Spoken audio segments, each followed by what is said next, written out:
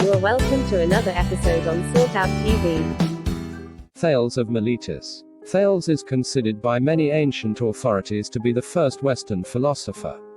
The dates of his life are only approximate, but most scholars place him somewhere between the years 624 BC and 545 BC.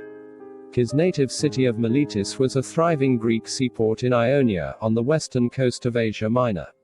Because of the geographical location, Thales and his two successors, Anaximander and Anaximandros, are called the Milesian philosophers, and sometimes the Ionians.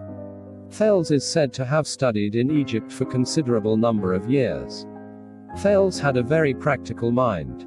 He once fell into a well while gazing at the stars and other terrestrial bodies, which helped him to predict the eclipse that occurred around 585 BC. Thales had a very practical mind. Besides predicting the eclipse, stories surfaced that he solved a number of engineering problems for the military and invented navigational instruments and techniques. However, it was not his technological achievements that earned him his place in history. Thales' concern was to find the unity that underlies all the multiplicity of things in our experience. This is sometimes called the problem of the one and the many. We encounter many things in the world: fish, sand, trees, stars, birds, storms, rocks, and plants. But what unifies it all? What basic principle accounts for all this? What fundamental stuff underlies everything we find in the world?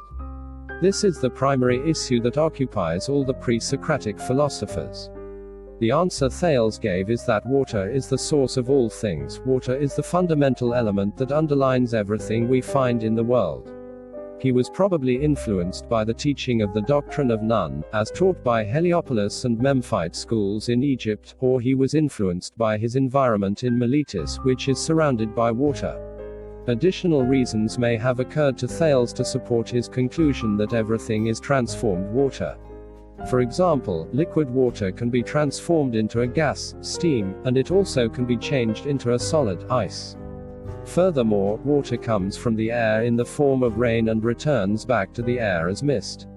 When water evaporates from a dish, it leaves a sediment, apparently turning into earth, while digging down into the earth will lead us to water.